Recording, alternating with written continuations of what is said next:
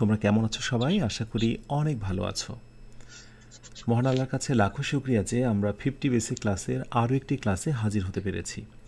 আজ ক্লাস নং 35, 35তম দিনের আয়োজন। তোমরা যারা প্রথম থেকে নাছুর বান্দা হয়ে লেগে আছো, তোমাদের সবার জন্য দোয়া করি মহান আল্লাহর জন্য তোমাদের প্রত্যেককেই এই এপিসোডে 50টি ক্লাস করার তৌফিক দান করে। এবং আমি বিশ্বাস করি যারা আজ পর্যন্ত এই ক্লাসগুলো করেছো তোমাদের ভেতরে দারুণ আত্মবিশ্বাস তৈরি হয়েছে এবং ইনশাআল্লাহ বাকি যে ক্লাসগুলো রয়েছে এগুলো করার পর ইংরেজির ব্যাপারে একটা চমৎকার ধারণা তোমার ভেতরে তৈরি হবে।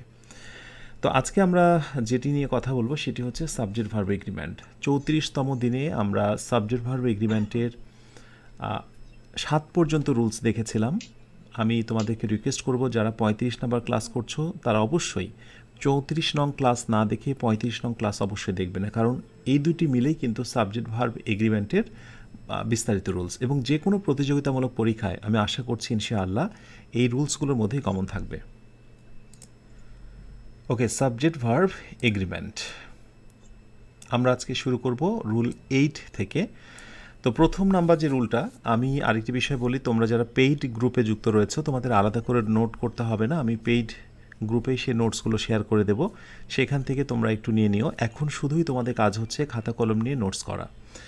আর আরেকটি বিষয় বলি যে যখন ক্লাস করবে স্বাভাবিকভাবেই তোমরা এই একই সাথে নোটস করা এবং হলো ক্লাস করা এই দুইটিকে দুইটি কাজ একসাথে করবে না। তোমরা আগে ক্লাসটা শেষ করবে, তারপরে নোটস করবে, কারণ দুইটা যখন একসাথে ব্যালেন্স করতে যাবে তখন ক্লাসের অনেক কিছু তুমি বুঝতে পারবে না। ঠিক আছে? তাহলে রুল 8-এ কী বলা হচ্ছে দেখো, ফ্র্যাকশন অ্যান্ড পার্সেন্টেজ। ফ্র্যাকশন মানে কি? ফ্র্যাকশন মানে হচ্ছে ভগ্নাংশ, আর পার্সেন্টেজ মানে কি বলো তো? শতকরা। এইটা দিয়ে দুইটা রুলস বা সাবজেক্ট ভার্ব এগ্রিমেন্টের কিছু বাক্য দেখা যায়। যেমন আমি প্রথম বাক্যটার কথা বলি, 1/4 of the project is complete. তো পরীক্ষায় যেটা থাকে এই জায়গাটা ফিল ইন দ্য গ্যাপ থাকে, আর এখানে সাধারণত বলা হয় 4টি অপশান থাকে অনেক সময়, ইজ হবে নাকি আর হবে। এখন ইজ হবে নাকি আর হবে সাবজেক্ট ভার্ব এগ্রিমেন্টের ক্ষেত্রে এই ফ্র্যাকশন বা পার্সেন্টেজের ক্ষেত্রে মনে রাখবে, অব পরবর্তী, এই অব বা প্রেপোজিশন পরবর্তী যে নাউনটা থাকবে সে নাউনটা যদি সিঙ্গুলার হয় অথবা আনকাউন্টেবল হয় তাহলে ভার্ব হবে সিঙ্গুলার। তাহলে কি বললাম? অব পরবর্তী। আমি শর্টকাটটা দিচ্ছি। তো এই জন্য 1/4 অফ দ্য প্রজেক্ট অর্থাৎ প্রকল্পটির 1/4 বা 4 ভাগের 1 ভাগই শেষ হয়েছে। তার মানে আমার মূল ফোকাসটা হচ্ছে প্রজেক্টের এই জায়গাটা। কিন্তু যদি সামহাও প্রজেক্ট না হয়ে এখানে প্রজেক্টস হতো, মানে একটা এস দিয়ে ফেলতাম, মানে প্রকল্পগুলোর 4 ভাগের 1 ভাগ, তাহলে আমার মূল ফোকাসটাও কিন্তু একইভাবে অপের পরবর্তী যে নাউনটা রয়েছে সেই দিকে দিতে হবে। তাহলে অপের পরে নাউন রয়েছে প্লুরাল, তাহলে এক্ষেত্রে তখন ভার্বটা হয়ে যাবে প্লুরাল। সো শর্টকাট মোদ্দা কথা হচ্ছে যে ফ্র্যাকশনের ক্ষেত্রে আমরা অপ পরবর্তী যে নাউনটা পাবো সেই নাউনটা যদি সিঙ্গুলার অথবা আনকাউন্টেবল হয় তাহলে ভার্বটা হচ্ছে সিঙ্গুলার, আর যদি প্লুরাল হয় তাহলে ভার্বটি হচ্ছে প্লুরাল। 50% অফ দ্য কেক, এটাও একই কথা। পার্সেন্টের ক্ষেত্রে অপরবর্তী নাউনটা যেহেতু আনকাউন্টেবল এই জন্য কিন্তু ভার্বটা সিঙ্গুলার হয়েছে, কিন্তু 50%-এর পরে যদি কাউন্টেবল এবং সেটা যদি প্লুরাল হয় তাহলে ভার্বটা কিন্তু প্লুরাল হয়েছে। পাশে বাংলাটা আছে, একটু দেখে নিও। 50% of the students have completed the assignment. 50% ছাত্র নির্ধারিত কাজ সম্পূর্ণ করেছে। আচ্ছা, এখানে আমি তোমাদের জন্য একটা শর্টকাট রুল দিয়ে দিই। হ্যাঁ, শর্টকাট যে রুলটা সেটা হচ্ছে, একটু কালারিং করি। ওকে, সো এই কালারটি ইউজ করি। শর্টকাটটা হচ্ছে ডট ডট। দেখো অফ কিন্তু থাকছেই, সেটা তুমি ফ্র্যাকশন ভগ্নাংশের ক্ষেত্রেই বলো বা তুমি পার্সেন্টের ক্ষেত্রেই বলো, অফ তো থাকবেই। সো অফের পরবর্তী আমরা যে নাউনটা পাবো সেই নাউনটা যদি হয়ে যায় সিঙ্গুলার অথবা আনকাউন্টেবল, আনকাউন্টেবল কাউন্টিএবিএল, আচ্ছা এটা এই পাশে হবে আনকাউন্টেবল। ওকে, তাহলে এর পরবর্তী আমরা যে ভার্বটা বসাবো ইজ ইকুয়াল টু, সেই ভার্বটা হয়ে যাবে সিঙ্গুলার, সেই ভার্বটা হয়ে যাবে সিঙ্গুলার। ঠিক এই রুলটাই হচ্ছে এটা, এই সেম। আমি ওই জন্য এটা কপি করে নিলাম। নাউনটা যদি হয়ে যায় প্লুরাল অর্থাৎ এস যুক্ত হয় তাহলে ভার্বটা কিন্তু হয়ে যাবে প্লুরাল। ক্লিয়ার? হাজার রুলস যদি আসে এইটার উপরে, আমার মনে হয় না যে খুব বেশি কঠিন হবে, একেবারে খুবই ইজি অ্যান্ড সিম্পল। আশা করি বুঝতে পেরেছ। এরপর আমরা যাব হচ্ছে রুল 9-এ। ওকে, ভেরি ভেরি ইম্পর্টেন্ট রুল 9। নান এবং হচ্ছে অল, এরা হচ্ছে অনেকটা আগাছার মতো, অথবা অন্যের উপরে ভর করে নিজের অস্তিত্ব প্রমাণ দেওয়ার মতো দুইটা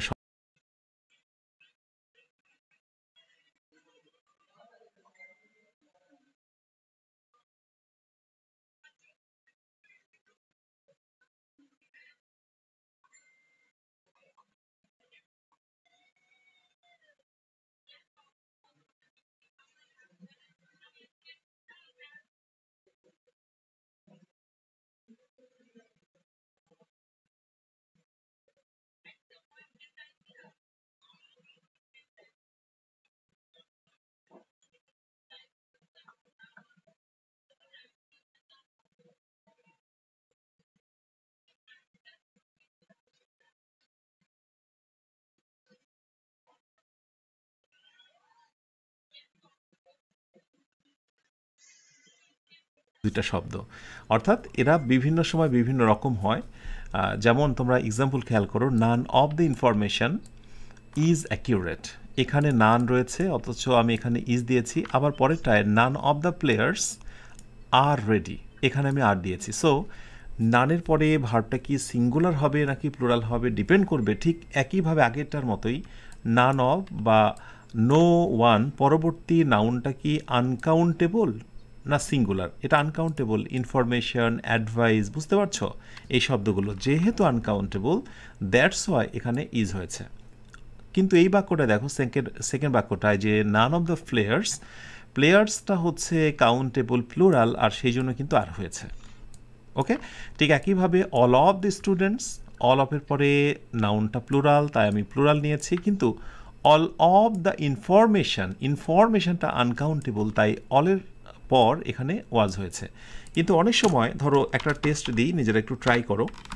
ধরো আমি একটা টেস্ট দিলাম, সেটি হচ্ছে ওকে, এটি বলা হলো যে all dot dot welcome, welcome. তো এখন এখানে কি ইজ দেবে নাকি আর দেবে, একটা প্রশ্ন রয়ে যায়। এরপরে ধরো আমি বললাম যে অল ডট ডট কারেক্ট, এখানেও একইভাবে ইজ দিলাম অথবা আর দিলাম। ওকে, তো নিজেরা একটু থামিয়ে ট্রাই করবে সম্ভাব্য রাইট আনসারটা কী হতে পারে। তো দেখো, অল আর ওয়েলকাম, আমি এখানে আর দিতেই পারি, আমি বলতেই পারি যে সবাই, প্রত্যেকে, অল দ্য পিপল, আমি অনেক মানুষকে রেফার করতে পারি। আবার আমি যদি কোনো একটা বিষয়কে ইঙ্গিত করি তাহলে কিন্তু আবার অল ইজ ওয়েলকাম। হ্যাঁ, অল ইজ ওয়েলকাম। সো অলের পরে ইজও হতে পারে, আরও হতে পারে, এটা তুমি কোথায় কিভাবে মিন করছো সেটার উপরে। তবে পরীক্ষা যখন থাকবে তখন তো আর এইভাবে অল ইজ না আর দিয়ে তোমাকে কনফিউজ করবে না। আগে একটা বাক্য থাকবে যে we invited the guests, all are welcome.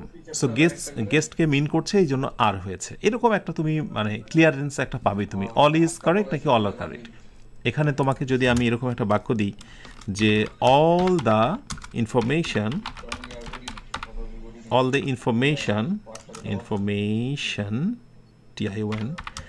Information is নাকি আর কারেক্ট। আর একটি বাক্য দিই যে অল দ্য আনসার্স, এবার কি ইজ দেবে নাকি আর দেবে। আমি নিশ্চিত যে এইটা নিয়ে তোমার ভিতরে কনফিউশন অতটা ক্রিয়েট হবে না, কারণ তুমি বুঝতেই পারছো অল দ্য ইনফরমেশন আনকাউন্টেবল, তাই তুমি খুবই কনফিডেন্স নিয়ে এখানে ইজ দেবে। আর আনসার্স, তারপরে তুমি কি দেবে, আর দেবে। তো এই জন্যই দেখবে যে অনেক সময় কিছু কিছু ক্ষেত্রে অল আর কারেক্ট বলা হয় অথবা অল ইজ কারেক্ট বলা হয়, দুইটা আনসারই রাইট। যদি কেউ বলে অল আর কারেক্ট, তার মানে মনে মনে ধরা হয়েছে অল দ্য আনসার্স, রাইট। আর যদি বলে যে অল ইজ কারেক্ট, তার মানে সে মনে মনে ভেবেছে অল দ্য ইনফরমেশন। ক্লিয়ার? এই হচ্ছে অল বা নান সংগঠিত বিষয়। তো এই জন্য বলেছিলাম শুরুতেই যে অল এবং নানটা হচ্ছে অনেকটা অন্যের উপর ভর করে বা আগাছার মতো, পরগাছার মতো একটি মানে কি বলবো, হেডওয়ার্ড বা সাবজেক্ট, যেটা হচ্ছে তোমার সাবজেক্ট ভার্ব এগ্রিমেন্টের ক্ষেত্রে অন্য নাউনের সাথে সম্পর্ক রেখে ভার্বটি বসানোর ক্ষেত্রে আমরা এটা দেখি এই নিয়মটা। আচ্ছা, এরপরে rule 10, very very important. Rule 10টাও প্রতিযোগিতামূলক পরীক্ষায় রুলসটা প্রচুর আসে। Gerund, infinitive and clause. তো আমি যখন জেরান নিয়ে বিস্তারিত কথা বলবো সেখানে জানবে ইনফিনিটিভ অ্যান্ড ক্লজেস। তো শর্টকাটে আমি একটু তোমাকে ইশারা দিয়ে দিই যাতে করে এই রুলটা বুঝতে তোমার অনেক সুবিধা হয়। ওকে, যেমন জেরান বললে জাস্ট তোমরা এটা মনে রাখবে যে এখানে ভার্বের সঙ্গে একটা আইএনজি থাকবে, ভার্বের সঙ্গে আইএনজি থাকবে। আর যেহেতু subject verb agreement, that's why এটা কিন্তু তোমার সাবজেক্ট অবস্থানেই থাকবে, মানে সাবজেক্টের জায়গাতে থাকবে। আমরা যখন জেরান নিয়ে বিস্তারিত কথা বলবো সেখানে দেখব যে জেরান শুধুমাত্র সাবজেক্টের জায়গাতেই থাকে না, এটা অবজেক্টের জায়গা থাকে, এটা প্রেপোজিশনের পর থাকে। কিন্তু আমরা যেহেতু সাবজেক্ট ভার্ব এগ্রিমেন্ট, সো ভার্বের আগে সাবজেক্ট পজিশনেই আমরা জেরানটাকে দেখানোর চেষ্টা করব। It's called gerund. সো আমি শর্টকাটে একটু নোট করে দিই, এটা সাবজেক্ট অবস্থানে থাকবে। একইভাবে ইনফিনিটিভ, যেটা ইনফিনিটিভ হচ্ছে to plus V1, to plus ভার্বের base form. Okay, this is called infinitive. Infinitive infinitive এটাও সাবজেক্ট হিসেবেই থাকবে যেহেতু সাবজেক্ট ভার্ব এগ্রিমেন্ট। ওকে, একইভাবে আমরা দেখব যে একটা ক্লজ হচ্ছে কোনো একটা সাবঅর্ডিনেট কনজাংশন থাকবে, সেখানে সাধারণত হোয়াট, হাউ, এই শব্দগুলো বেশি থাকে, অথবা দ্যাট থাকে ইত্যাদি। তো আমি দু একটা দিই, যেমন হোয়াট বা দ্যাট, এটা বেশি থাকে। এরপর একটা সাবজেক্ট, এরপরে হচ্ছে একটা ভার্ব থাকবে, এরপর একটা কি থাকবে, ভার্ব থাকবে। মজার কথা হচ্ছে এই এত বড় লম্বা একটা অংশ, এটা বাক্যের সাবজেক্ট হিসেবে ব্যবহার হবে। এটা বাক্যের কি হিসেবে, সাবজেক্ট হিসেবে ব্যবহার হবে। আমি দেখাচ্ছি তোমাদের, ক্লজ নিয়ে বিস্তারিত কথা বললে তখন আরও বেশি ক্লিয়ার হবে। এইটাই হচ্ছে মূলত ক্লজ। হ্যাঁ, এইটা হচ্ছে মূলত ক্লজ। তো প্রাথমিক আমরা একটা ধারণা পেলাম যে এইগুলো সবগুলো সাবজেক্ট অবস্থানে থাকবে, আর এই জিনিসগুলো যখনই সাবজেক্ট অবস্থানে থাকবে তার পরবর্তী ভার্ব হয়ে যাবে কি বলতো, ভার্ব হয়ে যাবে সিঙ্গুলার। ওকে, আচ্ছা আমরা একটু এক্সাম্পল দেখি। আমরা ধারাবাহিকভাবে এক্সাম্পলগুলো দেব যাতে করে নজরে পড়ে। সো প্রথম এক্সাম্পলটা হচ্ছে জেরান, তারপর একটা ইনফিনিটিভ, এবং তারপরটা হচ্ছে কি বলতো, ক্লজ। রাইট, একটু খেয়াল করলেই বুঝতে পারবে। ওকে, দেখবে মিলে যাবে, ধারাবাহিকভাবে দিয়েছি। So eating healthy foods is important. So স্বাস্থ্যসম্মত খাবারগুলো গুরুত্বপূর্ণ, স্বাস্থ্যসম্মত খাবারসমূহ বা খাবার খাওয়া গুরুত্বপূর্ণ। এখন এই জায়গাটা ইজ আছে, পরীক্ষায় এত সহজভাবে না থেকে হয়তো বা এখানে যেটা থাকতে পারে, বা তোমরা দেখবে যেটা নিয়ে কনফিউজড হতে পারো, ইজ অথবা আর বা অন্যান্য কিছু। তো বেশিরভাগ শিক্ষার্থী যেটা করে, ইটিং হেলদি ফুডস, আরে বাবা ফুডসের সঙ্গে এস যুক্ত হয়েছে, দ্যাট মিনস খাবারগুলো, অতএব তুমি আর দিয়ে ফেলবে। ভুলটা ঠিক এই জায়গায়। তো তোমাকে নজর দিতে হবে আসলে মূল জিনিসটা কি। ইটিং, খাওয়াটা হচ্ছে আমার মূল focus. So eating healthy foods, okay, খাওয়াটা আমার মূল বিষয়। তো যখন আমি এরকম ভার্বের সঙ্গে আইএনজি যুক্ত কিছু একটা সাবজেক্টে পাবো, ওকে, এই অংশটুকু তো সাবজেক্টের ভেতরে যখন পাবো, আমি এই অংশটুকুর দিকে নজর দেবো না, একবার টানা আমার ভার্বটা হয়ে যাবে singular. So eating healthy foods is important.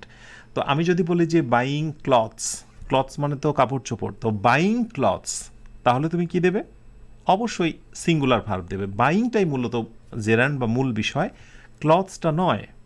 একইভাবে টু লার্ন সাম ল্যাঙ্গুয়েজেস, অনেকে মনে করতে পারে সাম ল্যাঙ্গুয়েজেস টেক্স টাইম, অনেকে হয়তো বা এটা প্লুরাল দিয়ে ফেলবে, কিন্তু আমরা সিঙ্গুলার করব, কেননা টু লার্ন সাম ল্যাঙ্গুয়েজেস এটা ইনফিনিটিভ বা ইনফিনিটিভ ফ্রেজ, বাক্যের সাবজেক্ট হয়েছে, অতএব আমি এখানে কী দেব, ভার্বটা করব আমি সিঙ্গুলার। পরীক্ষায় তোমাকে কনফিউজ করা হবে, টেক দেওয়া থাকবে, টেক্স দেওয়া থাকবে, right. What you needed to do it, what you need to do it, okay, এই অংশটুকুকে আমরা বলছি হচ্ছে ক্লজ। খেয়াল করে দেখো, এইরকম ক্লজ যদি বাক্যের সাবজেক্ট অবস্থানে থাকে, ভার্বটি হয়ে যাবে সিঙ্গুলার। এই জিনিসটা নিয়ে প্রায়শই বেশিরভাগ শিক্ষার্থী কনফিউশন রয়ে যায়।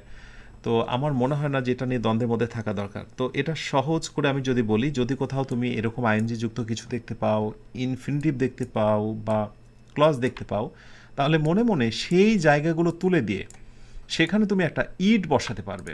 যেমন তুমি এটার প্রোনাউন হিসেবে ইট নিতে পারবে, এটার প্রোনাউন হিসেবে ইট নিতে পারবে, এটার প্রোনাউন হিসেবেও তুমি ইট নিতে পারবে। এবার প্রশ্ন করো তো, ইটের পর কি বসে, সিঙ্গুলার ইজ, ইটের পরে কি বসে, সিঙ্গুলার টেক্স, ইটের পরে ইজ। সো জেরান, ইনফিনিটিভ এবং ক্লজ যদি বাক্যের সাবজেক্ট হয়ে যায়, তাহলে সেটি মূলত একটা ফ্যাক্টকে বোঝায়, একটি বিষয়কে ইঙ্গিত করে, সেই জন্যই ভার্বটা মূলত সিঙ্গুলার হয়। আশা করি বুঝতে পেরেছো। সো আসন্ন পরীক্ষায় যদি এরকম একটা টেস্ট কি বলে একটা যদি কোয়েশ্চেন এসে যায়, আমি একটা টেস্ট দিই তোমাদের, একটু খেয়াল করো। ধরো বললাম যে reading books dot dot my hobby. তুমি যখন ফ্রি হ্যান্ডে রাইটিংয়ে দক্ষ হতে চাও বা স্পোকেন অথবা ইংরেজির ব্যাপারে দক্ষ হতে চাও, তাহলে বলো তো এই খুঁটিনাটি বিষয়গুলো যদি তোমার কন্ট্রোলে না থাকে, তুমি কি মনের মতো করে ইংরেজিটা উপভোগ করতে পারবে? কখনো সম্ভব নয়। সো রিডিং বুকস, এগুলো জানতে হবে যে মূল ফোকাসটা কি বুকস নাকি রিডিং। রিডিং। সো আমি যদি বুকসটা বাদ দিয়ে দিই তাও একটা সুন্দর অর্থ থাকবে। ওকে, যে রিডিং ইজ মাই হবি, অথবা eating is important, to learn time takes time.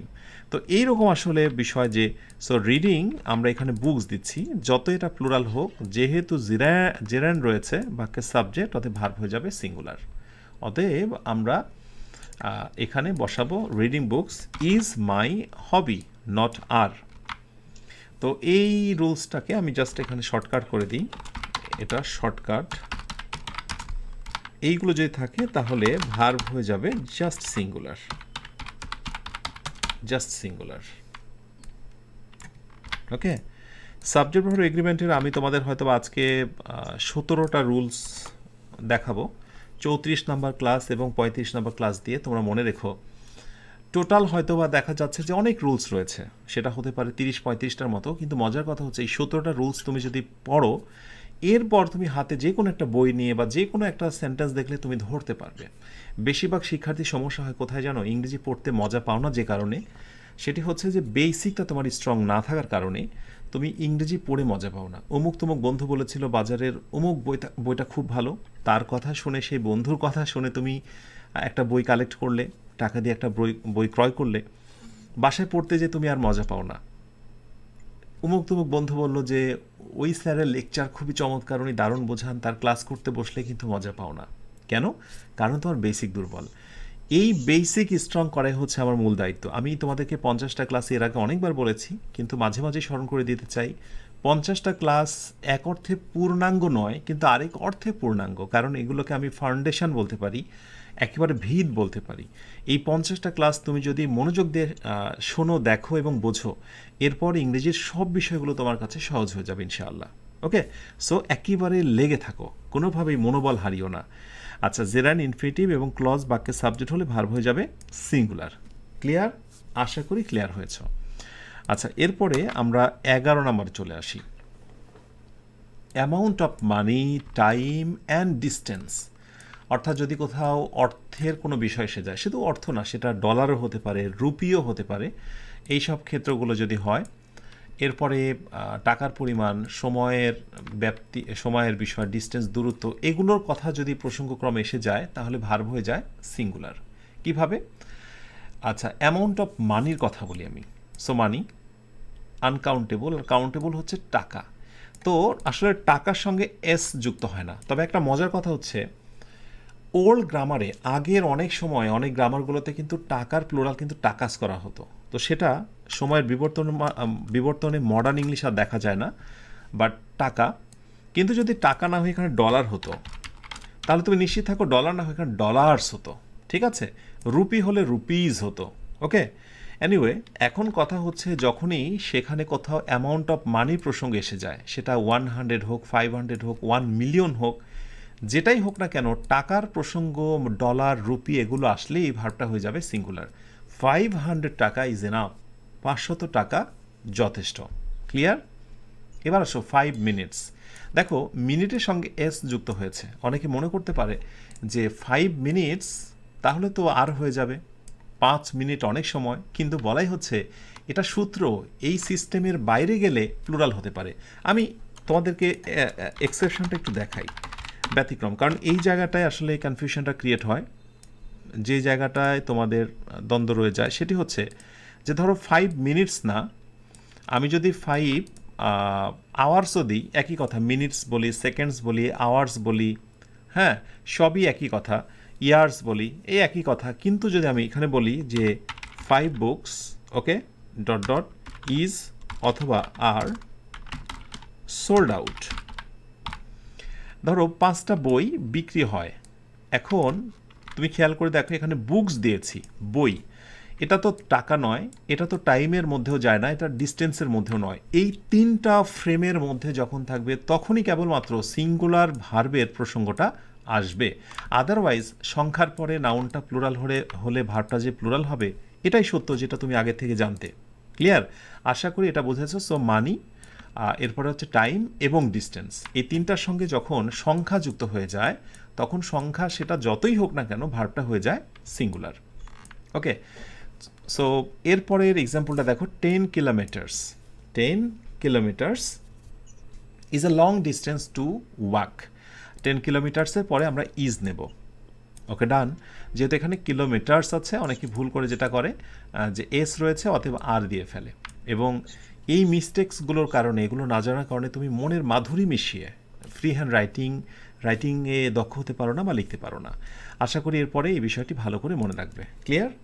আচ্ছা, এরপরে আমরা আসব হচ্ছে রুল 12তে, টু সাবজেক্ট ফ্যাক্টস, অর্থাৎ 2টা সাবজেক্ট যখন যুক্ত হয় সেই বিষয়টা। সো যখন 2টা সাবজেক্ট যুক্ত হয় তখন নজর আসলে কোন দিকে দেব?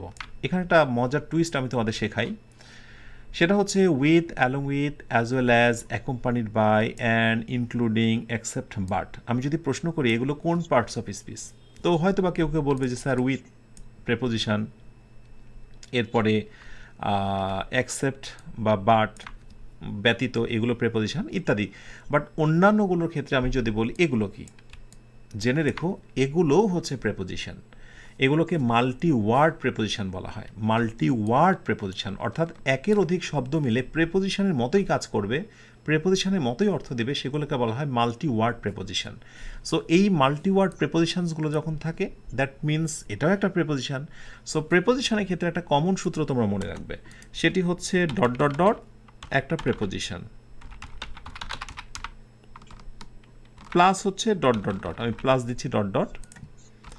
এখন এই পাশেও একটা সাবজেক্ট থাকতে পারে, এটাও একটা সাবজেক্ট থাকতে পারে। মনে রেখো এই প্রথম যে সাবজেক্টটা থাকবে সেটাকে আমরা বলি হচ্ছে মূল, যেটাকে বলি আমরা হেড ওয়ার্ড। হেড ওয়ার্ড, এই হেড ওয়ার্ড অনুযায়ী কিন্তু হচ্ছে মূলত ভার্ব বসে। তার মানে এই ভার্বটা বসবে হচ্ছে according to head word. Head word, এই রুলটা দেখে কঠিন মনে হতে পারে অনেকে কষ্ট করে মনে রাখতে হয়। যে কেন কষ্ট করে মনে রাখতে হয় বলছি, কারণ একটু পরে দেখবে যে আরেকটা রুলস পাবে তোমরা, আরেকটা রুল পাবে যেখানে দ্বিতীয় সাবজেক্ট অনুযায়ী ভার্ব বসে, আর এখানে বলা হচ্ছে প্রথম সাবজেক্ট অনুযায়ী ভার্ব বসে। তাহলে এটা তো মনে রাখা কঠিন যে দ্বিতীয়টা অনুযায়ী হয়, একটু পরে দেখবো, আর এখানে বলছি প্রথমটা অনুযায়ী। এটা মনে রাখবে যে প্রেপোজিশন, ওকে, প্রেপোজিশনের আগে এটা যদি সাবজেক্ট হয় এটাকে বলা হয় হেডওয়ার্ড। সো হেডওয়ার্ডটাই হচ্ছে সাবজেক্ট বসার মূল কারণ, ভার্ব বসার মূল বিষয়। সো ভার্ব বসবে অ্যাকর্ডিং টু হেডওয়ার্ড। আচ্ছা, আমরা একটু এক্সাম্পল দেখি। এই এক্সাম্পলটা দেখো তোমরা, the teacher along with the students. এই যে অ্যালং উইথ দ্বারা 2টা সাবজেক্ট যুক্ত হয়েছে, সাবজেক্ট 1 আর এই হচ্ছে সাবজেক্ট 2। আন্ডারলাইন করে নিচে লিখবে S1 S2, মানে subject 1 subject 2। The principal as well as the teacher. Okay, তো অ্যাজ ওয়েল অ্যাজ দ্বারা যুক্ত হয়েছে, শব্দগুলো মুখস্থ করে নিও, ক্লাসটি শেষ হলেই এই শব্দগুলো মুখস্থ রেখো। সো এইগুলোর আগে পরে 2টা subject, subject 1 S1, subject 2 S2। তাহলে প্রথমটাকে আমরা বলেছি হচ্ছে হেডওয়ার্ড, আর এই মাঝখানের এগুলোর নাম হচ্ছে প্রেপোজিশন। অ্যাজ ওয়েল অ্যাজ এর বাংলা এখানে অর্থ হচ্ছে সাথে, তাছাড়াও, এরকম কিছু একটা, হ্যাঁ, যে ইন অ্যাডিশন টু, এরকম অ্যাজ ওয়েল অ্যাজ, এবং বলা যাবে না। The principal as well as the teacher is attending the meeting, অর্থাৎ প্রিন্সিপাল তার সাথে টিচাররাও মিটিংয়ে অ্যাটেন্ড হয়েছেন বা অ্যাটেন্ড করছেন। সো মূল ফোকাসটা হচ্ছে আমার প্রিন্সিপালের দিকে, কারণ প্রিন্সিপাল টিচারদের সাথে নিয়ে, এই টিচার এই শিক্ষার্থীদেরকে সাথে নিয়ে। সো প্রথমে থাকা সাবজেক্টটাই হচ্ছে আমার হেডওয়ার্ড। হেডওয়ার্ডটা যদি সিঙ্গুলার হয় আমি ভার্ব বসাবো সিঙ্গুলার, হেডওয়ার্ডটা যদি প্লুরাল হয়, কথার কথা যদি হতো টিচার্স অথবা হয় প্রিন্সিপালস, কথার কথা, তাহলে আমি ভার্বটা তখন কী করতাম? আর করতাম। ক্লিয়ার? সো ক্লাসটি শেষ হলেই তোমার কাজ হচ্ছে একেবারে টানা এই প্রেপোজিশন বা প্রেপোজিশন মানে মাল্টিওয়ার্ড প্রেপোজিশনগুলো মুখস্থ করে নেওয়া। ওকে, সো এই হচ্ছে মোটামুটি বিষয়। এরপরে আমরা দেখব হচ্ছে রুল হচ্ছে 13 নাম্বারটাই হলো সেই রুলটা টু সাবজেক্ট ফ্যাক্টস, অর্থাৎ দুইটা সাবজেক্ট এখানে পাবো আগেরটার মতোই, সাবজেক্ট 1 আর হচ্ছে সাবজেক্ট 2। এইখানে আমরা দ্বিতীয় সাবজেক্টের দিকে নজর দেব, আর আগেটাই করলাম প্রথম সাবজেক্টের দিকে। তো এটা আসলে কষ্ট করে মনে রাখতে হয় যদি তুমি নিয়মটা না বোঝো, এর পেছনে রিজনটা আসলে যখন অর নর নট অনলি বাট অলসো মানে এই ধরনের যে তোমার কনজাংশনগুলো থাকে আইদার অর নাইদার নর নট অনলি বাট অলসো, তখন মনে রেখো দ্বিতীয়টিকে বেশি ফোকাস করা হয়, বেশি এমফ্যাসিস বা জোর দেওয়া হয় দ্বিতীয়টা। কিভাবে? আমি একটা এক্সাম্পল দিই আগে, মূল আলোচনা যাবার পূর্বে আমি একটা এক্সাম্পল দিই, তাহলে তোমার বুঝতে সুবিধা হবে। আমি এই জায়গাটা এক্সাম্পলটা টানি। যেমন আমি যদি বলি I like not only tea, আগে জোর বা ফোকাসের জায়গাটা বুঝে নাও। I like not only tea but also coffee সি হবে। আচ্ছা, তো এখানে আমি নট অনলি এবং বাট অলসো দ্বারা যুক্ত করেছি। এখন আমি যদি প্রশ্ন করি যে এই বাক্যের অবজেক্ট কয়টা, তাহলে তুমি বলবে দুইটা, একটা হচ্ছে টি এবং আরেকটা হচ্ছে কফি, দুইটা অবজেক্ট। আমি যদি বলি দুইটা অবজেক্টের ভেতরে যেটা সাবজেক্ট অর্থাৎ আমি কোনটাকে বেশি ফোকাস দিতে চাচ্ছি অডিয়েন্সের কাছে বা মানুষের কাছে সামনে, I like not only tea but also coffee. আমি শুধু চাই খাই না, কফিও খাই বটে, অর্থাৎ চা তুমি আমি সবাই খাই বা এই মজলিসে সবাই খাবে এটাই সত্য, বাট আমি কফিও পছন্দ করি। তার মানে আমার কফিটা হচ্ছে মূল ফোকাস। সো এই বাট অলসোর পরবর্তীতে যেটা থাকবে সেটা হচ্ছে মূল ফোকাস। তো এই জন্য বলা হয় শর্টকাটে আইদার অর নাইদার নর নট অনলি বাট অলসো দ্বিতীয় সাবজেক্ট অনুযায়ী ভার্ব বসে, অথবা ভার্বের নিকটতম যে সাবজেক্টটা থাকে সেটা অনুযায়ী ভার্ব বসে। মূলত এটা হচ্ছে মূল কথা। তো আশা করি এটা নিয়ে খুব সমস্যা হবে না next year. Neither the principal nor the student teachers, তাহলে neither principal subject 1 nor the teacher subject 2 S2। Okay, আমার মূল বিষয় হচ্ছে এটা যে শুধু প্রিন্সিপাল না, শিক্ষকরাও, তার মানে এখানে প্রিন্সিপালের কোনো অস্তিত্ব নেই ওই প্রোগ্রামে বা ওই মিটিংয়ে শিক্ষকরা ছাড়া। সো প্রধান শিক্ষক এবং শিক্ষকরাও কেউ মিটিংয়ে ছিলেন না, তার মানে এই শিক্ষকরাটা হচ্ছে মূল ফোকাসের জায়গাটা। ক্লিয়ার? আশা করি এটা বুঝেছ, এটা নিয়ে সমস্যা হবে না। তো এখানে আরেকটা প্রশ্ন, এটা আমি সেন্টেন্স কারেকশনের ক্ষেত্রে দেখেছি, সেটা হলো যদি এরকম একটা বাক্য দেওয়া হয় যে ধরো কি করা হলো, এই টিচার্সটাকে সামনে দেওয়া হলো, একটু ভালো করে ফিল করো। এরপরে ধরো এখানে ওয়াজ দেওয়া হলো, ওয়াজ অ্যাটেন্ডিং দ্য মিটিং, তাহলে বাক্যটি কি সঠিক?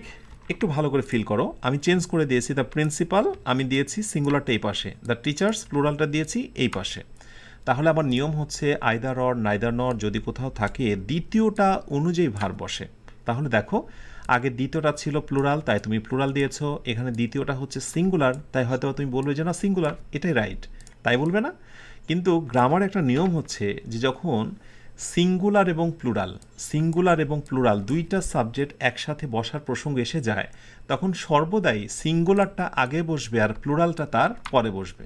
তুমি চাইলেই প্লুরালটাকে আগে দিতে পারবে না বা সিঙ্গুলারটাকে পরে নিয়ে আসতে পারবে না, যার কারণেই ওয়াজ এখানে বসানোটা একেবারে অযৌক্তিক।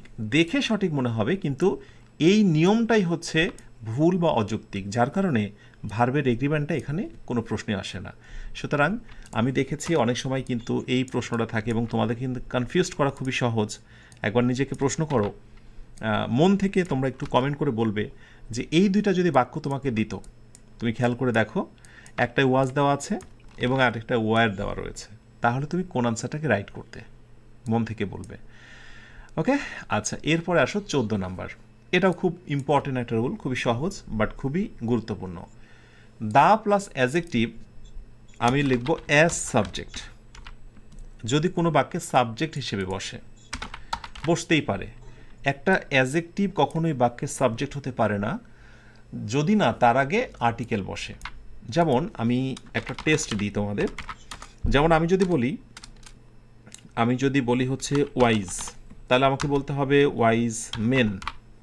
ভালো করে বুঝো, জ্ঞানী মানুষরা। ওকে, ওয়াইজ মেন আর ওয়েলকাম। সো এখান থেকে প্রমাণিত যে অ্যাজেক্টিভ বাক্যে একা একা বসবে না। কিন্তু আমি যদি কোনোভাবে বলি যে ওয়াইজ আর ওয়েলকাম, তুমি কি মেনে নেবে? সরি, ওয়েলকাম, ওয়েলকাম কোনো বাক্যে কি অ্যাজেক্টিভ সাবজেক্ট হতে পারে? গুড, ব্যাড, ওয়াইজ, পোর এগুলো কি বাক্যের সাবজেক্ট হতে পারে না? তারপরে অবশ্যই একটি নাউন থাকতে হবে। কিন্তু যখন শুধু একটা অ্যাজেক্টিভ বাক্যের সাবজেক্ট হয়েছে, এটা ভুল। অথচ গ্রামারে বলা হচ্ছে অ্যাজেক্টিভ বাক্যের সাবজেক্ট হতে পারে যদি তার পূর্বে আপনি একটা দা বসিয়ে দেন, বা তার মানে এই সেম বাক্যটা আবার রাইট হয়ে যাবে যদি আমরা একটা দা বসিয়ে দিই। Yes, the wise. So wise men, জ্ঞানী মানুষরা, দ্য ওয়াইজ মানে হচ্ছে জ্ঞানীরা, প্রায় কাছাকাছি অর্থ। সুতরাং মনে রেখো, অ্যাজেক্টিভের আগে যদি দা বসাই সেটি প্লুরাল হয়ে যায়, অনেকগুলোকে একসাথে বোঝায়। দ্য ওয়াইজ জ্ঞানীরা, দ্য পোর গরিবরা, দ্য ইন্টেলিজেন্ট মেধাবীরা, বুঝতে পারছো? সো অ্যাডজেক্টিভের আগে দা থাকলে সেটি অনেকগুলোকে একসাথে বোঝায়, আর যার কারণে ভার্বটা হয়ে যায় প্লুরাল। ঠিক আছে, দ্য ওয়াইজ আর ওয়েলকাম।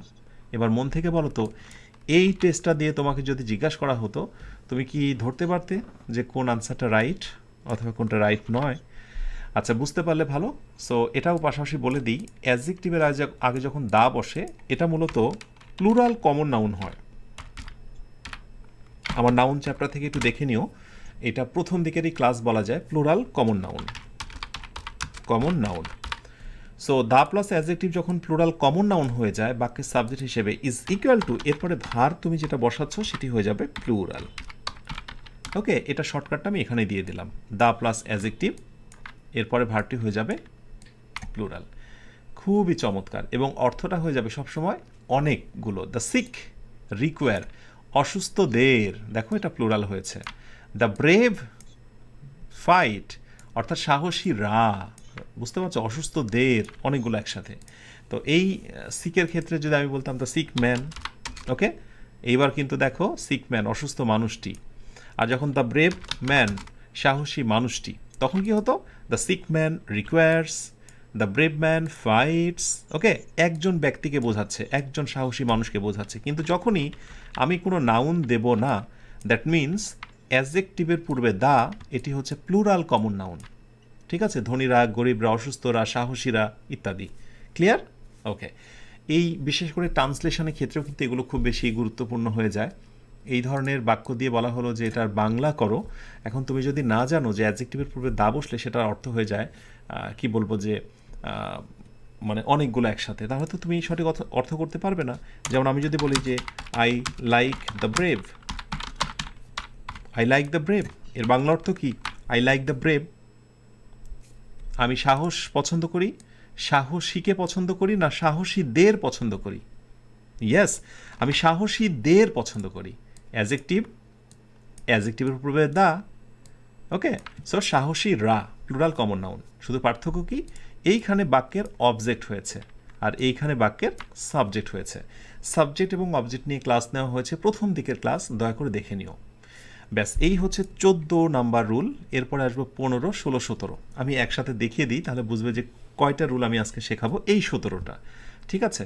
আচ্ছা, বি ভার্ব যদি কোথাও বসে, অ্যান্টিসিডেন্ট তারপর রিলেটিভ প্রোনাউন, খুবই ফানি আর খুবই সিম্পল রুল। যদি কোথাও রিলেটিভ প্রোনাউন বসে, আমি তো জানি তোমরা রিলেটিভ প্রোনাউন চেনো।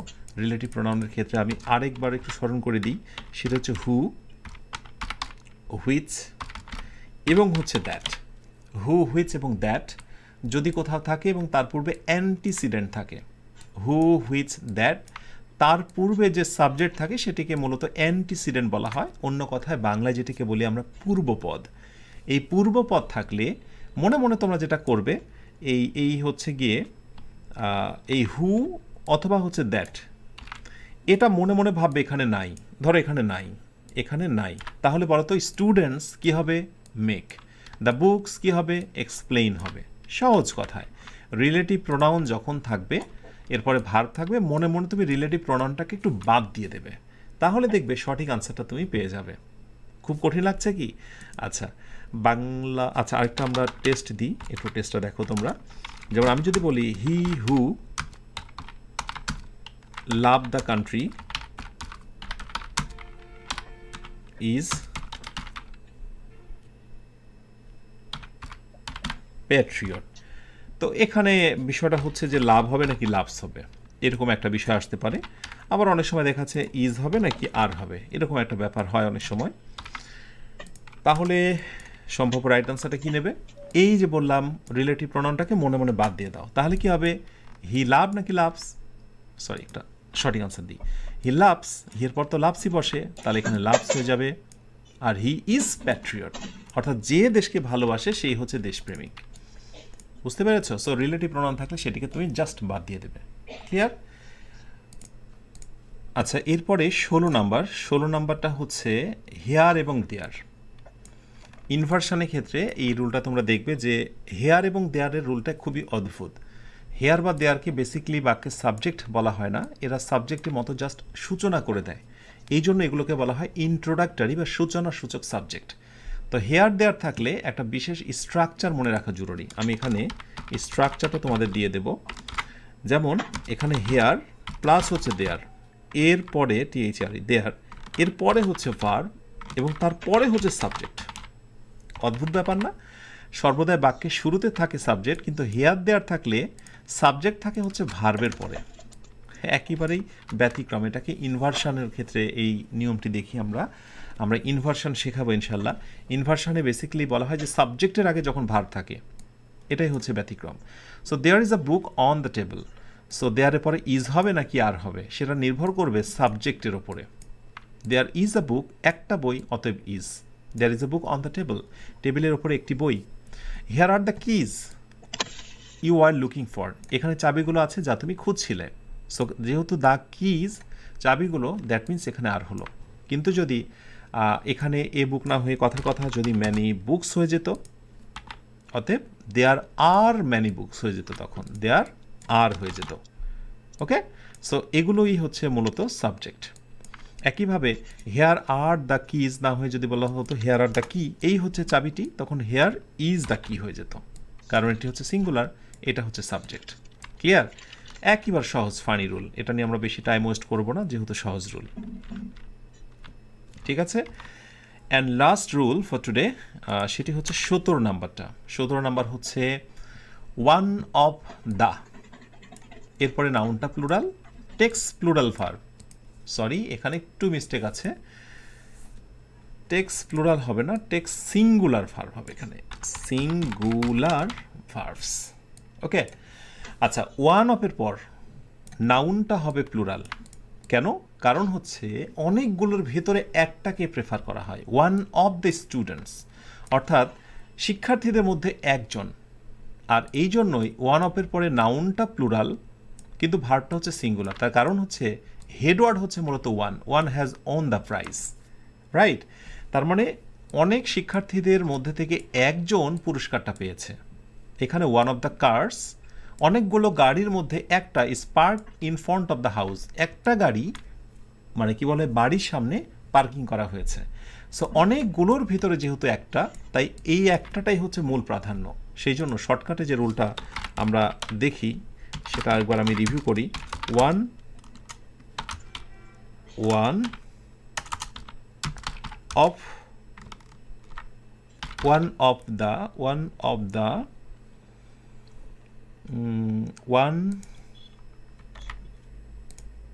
অফ দ্য প্লাস নাউন হচ্ছে ওয়ান অফ দ্য প্লাস নাউনটা হচ্ছে প্লুরাল।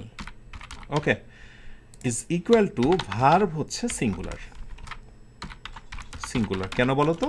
কারণ ওই যে ভার্বটার মূল ফোকাসটা হচ্ছে ওয়ানের দিকে। ঠিক আছে? তো আচ্ছা, ওয়ান অফ দ্য নাউনটি হচ্ছে প্লুরাল, ভার্বটি হচ্ছে সিঙ্গুলার।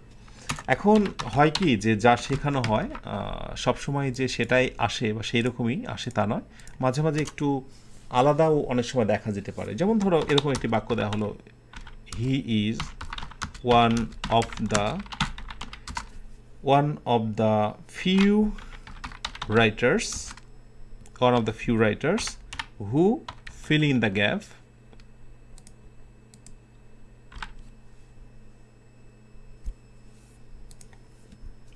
the gap, এরপরে বলা হচ্ছে গিয়ে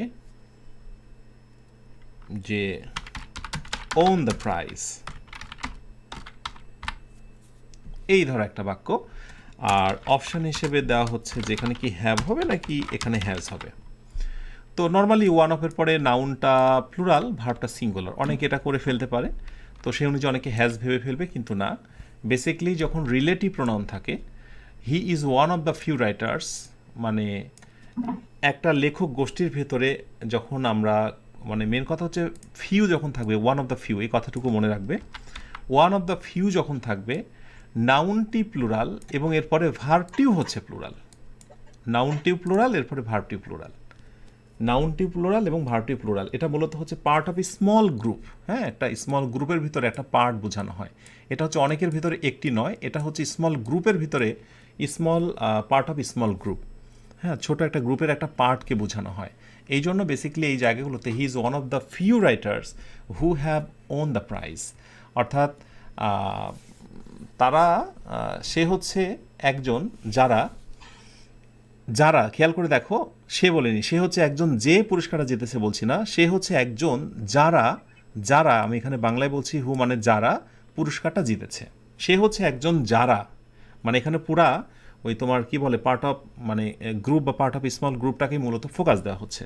তো শর্টকাটে এত কথা মনে না রাখতে পারলে একটা জিনিস শুধু মনে রাখবে, ওয়ান অফ দ্য অন্যান্য ক্ষেত্রগুলোতে পাবে তুমি, এরপরে সরাসরি নাউন, কিন্তু ওয়ান অফ দ্য ফিউ যদি থাকে তাহলে এর পরবর্তীতে ভার্বটা হয়ে যাবে প্লুরাল। একটু ব্যতিক্রম ওয়ান অফের ক্ষেত্রে। ওকে, তো এই হচ্ছে মূলত লেকচার 35। ইনশাআল্লাহ আমরা পরবর্তীতে, যেহেতু সাবজেক্ট ভার্ব এগ্রিমেন্ট শেষ হলো, আমরা চেষ্টা করবো ইনশাআল্লাহ পরবর্তী ক্লাসে রাইট ফর্ম অফ ভার্ব আলোচনা করার। আমাদের পড়ানো সিস্টেমটাই হচ্ছে যে যার সঙ্গে যার সম্পর্ক, যে লেসন, আমরা কিন্তু মূলত এখন ভার্বের মধ্যে আছি। এই ভার্ব শেষ করতে যে কত কিছু পড়েছি একবার খেয়াল করে দেখো। টেন্স পড়লাম, সিকোয়েন্স অফ টেন্স পড়লাম, ভার্ব পড়লাম, সাবজেক্ট ভার্ব এগ্রিমেন্ট শেষ করলাম, আরও অনেক কিছু। রাইট ফর্ম ভার্বটা শেষ করবো ইনশাআল্লাহ।